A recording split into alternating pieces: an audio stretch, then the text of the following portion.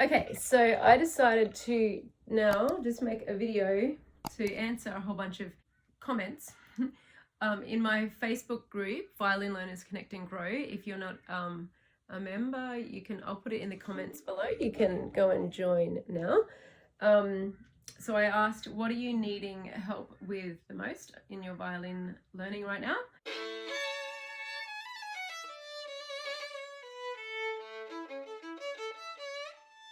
And I'm going to go through and answer the questions. I have answered most of them, but I think there might be a couple I haven't seen yet. So somebody said they're trying with a piece they're learning, that when they play it slow, it's in tune and it's good, but when they speed up, everything gets all mixed up.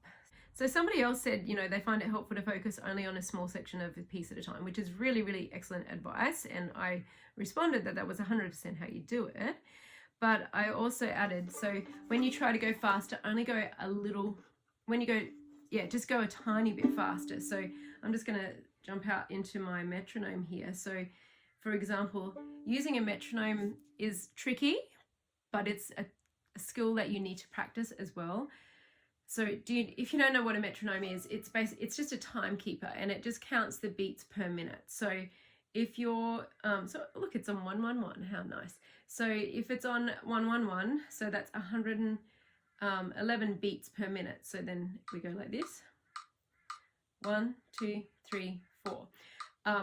I like this particular metronome, because it's just really simple. It's just metronome right there. It's free, and it's like, there are lots of different metronomes apps you can get for your smartphone, but a lot of them look digital and they have a lot more functions, and I don't care for those functions. If I want a metronome, I literally just want a metronome. And what I love about this one is this is like a traditional style metronome, which is like a big thing that you would stick on your piano or something, or on your table. And so I like the visual, because when I'm playing, I can't always hear it, and I need to hear it. I need to hear it as loud as can be. Sometimes I'll put my earbuds in, or I'll I'll hook this up to my Bluetooth speaker so that I can hear it really, really loudly over my playing, because otherwise it's no point. You really need to keep in time with it.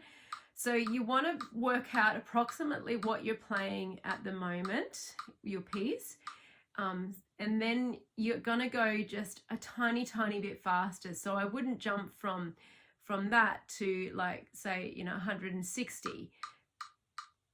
It's too big of a jump.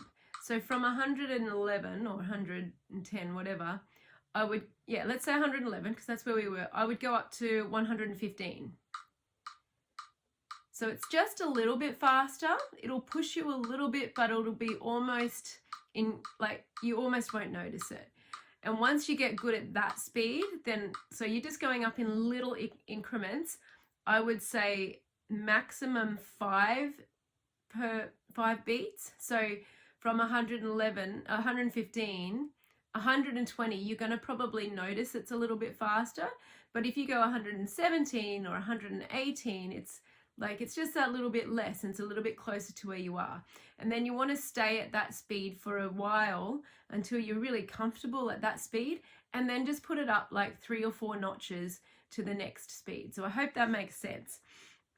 Okay, let's go to the next question. Needing a lesson in bowing and good tone and bowing straight. So let's start with bowing straight. Now I've got several videos about this, and I've already sent through my ones on staying straight. So good tone obviously comes first from having a straight bow, and what that really means is we're going to keep the bow straight between the bridge and the fingerboard, right? So we don't want it to be going like this. So like this, not coming like this. And you can hear that weird sound already. Like, obviously I'm not holding the violin in a usual way, but just so I can show you guys. So in order to get a straight bow, you need to understand how you're moving your arms. So from holding a violin here, it looks like the bow goes next to the body, like out to the side, but it doesn't. It actually goes in front of the body, which is doesn't doesn't seem right to a lot of people when you start. It doesn't seem natural. So if I drop my bow here, my hand is like my knee is actually just here. I'm just kneeling here. So it's just in front of my body. It's not out to the side, okay? So you've got to feel that motion of the bow pushing in front of you. And then checking it up at the top. So actually watching that it's not skidding out this way. So that's the arm opening up a little bit out this way, okay? So that's the first step. You've got to make sure you've got that straight bow. And then beyond that, if you've got that going and you're working on your bow tone, then just spend years. No, I'm joking, but I'm not joking, because bowing is, you know, it's always one of the things that people don't realize. We think of all the notes in our left hand and we do put so much focus, and it is really important to actually play in tune, because that's also really hard on the violin. But you need to give as much attention to your bowing. And so there's the Sevchek, that's it, yeah, Sevchek? Yeah, Sevchek bowing exercises, which are really, really good to just develop control in your bowing. I have a portion of that in my, it's in my 7-day challenge, which is part of my my full course, which you can get access to. I'll also put a link below to that one. But yeah, just everyday practice and lots of open strings. So you know, there's more to that. There's the wrist and everything. I'll also link, hopefully, if I remember, I'll link another video up here for that one. How to get enough speed to do a waterfall fast run on scales between other notes. So I hadn't answered this one because I don't know. I don't think I saw it. Oh, it's only from 1 day ago. Okay, so that's why I didn't see it. So I guess you mean like this, Kathy. Oh, what a great name she's got. Honestly, my warm-up that I do, which I've got on my channel with I move through my different hand shapes. It's my own personal warm-up that came from, you know, inspired from other exercises, but I just, you know, use it. I created it myself basically, and I use it all the time for myself, because especially if I haven't been playing for a few days or a week or something, and things get a little bit clunky feeling, and it really gets my fingers moving, and it has really, really, really helped with actually getting faster. Like once I started doing this exercise routinely as my warm-up, like I got faster and faster at it, and my playing got faster. Like I don't play like a professional, right? So it's not super important to me to like be at the top speed like an athlete at their top running speed, right? But it just, my fingers just got faster, because this is literally a sport, and the more you exercise those little legs or the little feet running around here, then the faster they'll get. And you do need to be aware that this really is a sport, okay? You don't realize it, but it is just like you're doing little running races with your legs rather than with your actual legs, okay? So my 4-week challenge goes through, like I said, I'll try and remember to link some videos, the video here where I do go through it, and I just made another little one because I just did a warm-up. But I've also got a 4-week challenge where it goes through how you can progress it each day depending on like how hard or easy you want to make it. There's an email that comes every day with it so that you can keep accountable and know what you actually need to do each day. So I will link to that up above as well. So someone's asked about vibrato and playing in positions. Okay, so vibrato, I've got my tutorial. Let's link that one there as well. I'm gonna have to do lots of links in here, I know. Vibrato, make sure that you already know how to play in tune before you really bother about vibrato. It's not the first most important thing, and I would rather someone play in tune than play wobbly vibrato out of tune. So I'm not going to go through that because I've got a tutorial on that, and I've also got that in my I did a live a few weeks ago, so I'll hopefully put a link to both of those here. and playing in positions. That's something I'm going to have to probably go through a new video for. Yeah, I have done a bit of position stuff, but let's just talk briefly about it. So if you don't know what positions are on the violin, so first finger, so if you're on the A string and you put your first finger down, that makes the note B, okay? So if you go B, C sharp, D in E, so you've got your fingers down here. Now if you move your whole, so this is called first position. So you've gone from A to B, okay? And now if you move your first finger up to the C position, it doesn't matter if you're going to the C natural or the C sharp, we're going to C and everyone's moving up. So now this is C sharp, D, E, and F, yeah? It doesn't matter if they're sharp or flat, like if it's that name, like C, if your first finger's on C or C sharp, that's second position. So first position, don't overcomplicate it, but first position here, second position, third position, so now it's on D, fourth position, now it's on E, okay? And so every finger's moved up. So that's what positions are. So when you're shifting positions, so I'll go through the very basic one. So this is what I teach. It's very common to start in first position and then learn third position next. So I'm going to go through the basics of that. So because I teach, with the books that I teach, it does teach it like that. Third position is the next one. So what we do is I do a little exercise before the exercise that's in the book. So we're going to play our third finger on the A string. And it's hard to know, like this person has said also, like they're wondering about playing in positions, but I'm not sure what they already know. So if you've already learnt the basics, or that's Ezekiel, by the way. So Ezekiel, if you're watching this, you can just, you know, maybe elaborate in some other, in another post in my Facebook group. So yeah, it depends what you already know, but I'm going to teach the basics because I don't know what else you know. So third finger on the A string in first position, making the note D, and then my first finger, I'm going to slide it up to that note. But we're going to do an exercise before we do that with the bow. First, we can just make sure we can move the hand like this. The thumb, we want to make sure the thumb actually moves with the hand. So your hand is literally just going like this, okay? It's just moving like this. We don't want the thumb to get left behind like this. It's all going to move together, okay? So it's very common that students feel they get a bit stuck, or their thumb's a bit sticky and it's a bit tight. So make it really, really light and just glide up and down. You can imagine you've got a bit of like olive oil on here or something, and you're just going to glide up and down. You can put one of your fingers on a string really lightly, not pressed down, just touching, and slide up and down. So I won't go through a full tutorial, but 3, then you're playing that 3 so you can hear it, and then you're sliding your 1 up to that same note. You want to hear the same note. All right, I'm gonna leave it there for the shifting, because that really I already feel like I've said too much. It should just be another whole tutorial.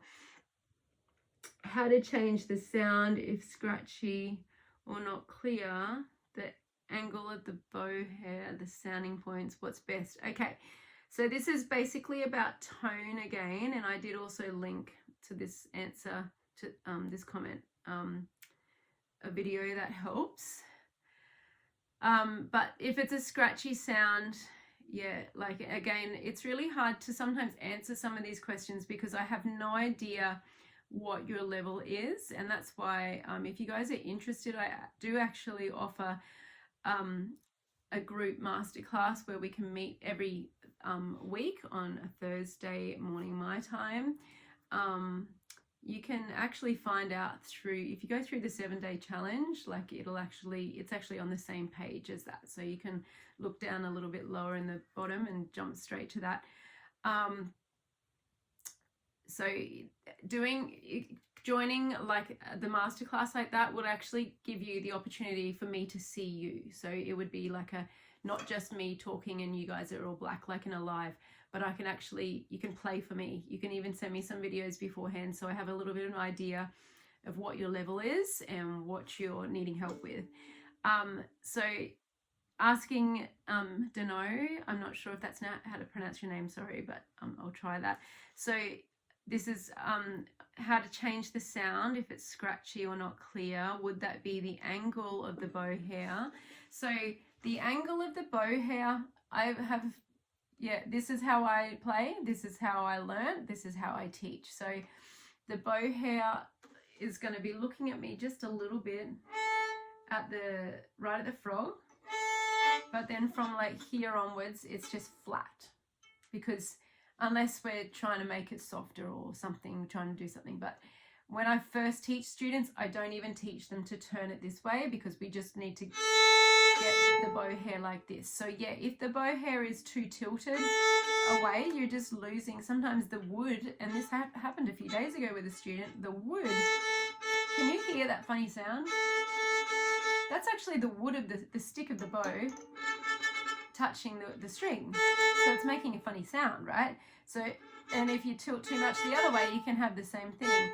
And really, to get the fullest sound, you want maximum of those hairs flat on the string.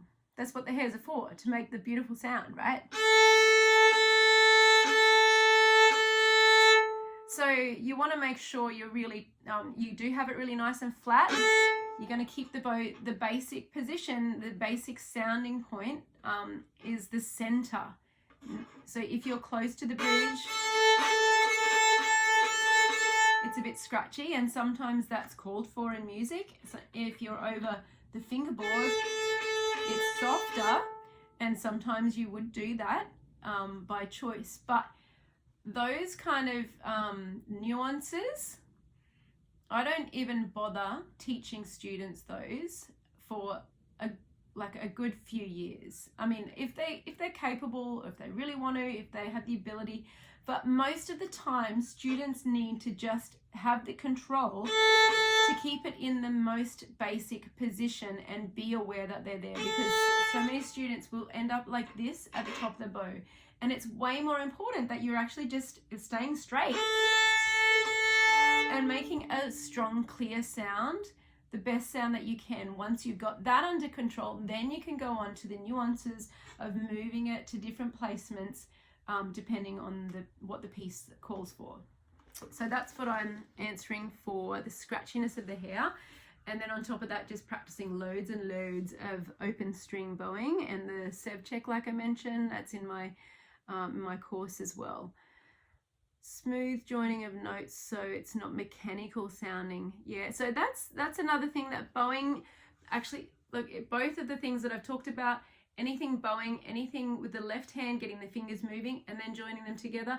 So you need to work on both those things separately and then putting them together. And then we've got Serenading Scruffy.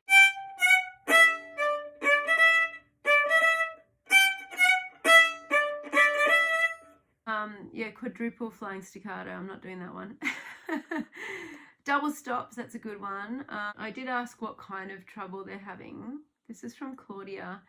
So if you're just having trouble actually getting the two strings together, again, I don't know the level of the question. So sometimes someone might be asking because if you're just beginning, because a lot of students might have trouble and do have trouble simply playing the two strings together at the same time evenly without one or the other coming off. So I'm going to answer the question from that level until you tell me that you're at a way higher level and how we can help you beyond that. So if you just if you don't know what double stops are, it just means literally playing two strings at the same time. So we normally play E here, and then I'm going to lift my arm for the A string here. So there's a different level for the elbow for each of those strings. So E, A.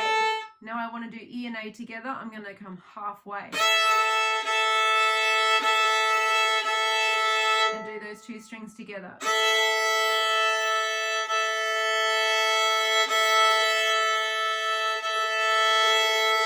And then just practice them together like that. So D and A should be easier generally because it kind of just sits there.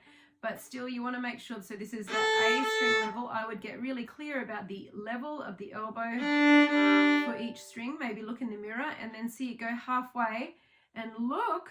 You got to make sure you're looking, oops, looking down here at the bow, touching the two strings, and then the G and the D, same thing, right? Okay, so I think that's all of the answers. That turned into a 20-minute video. I hope you guys enjoy this. And make sure you have liked, subscribed, send me, write in the comments how that's helped you with some of those issues or any other issues, or if you want to elaborate on the troubles, like if you're a bit beyond the beginner level of double stops, maybe you're up to like putting your fingers in, maybe playing double stop scales, how we can help you with that. Cool. I'll catch you guys next time. Thank you.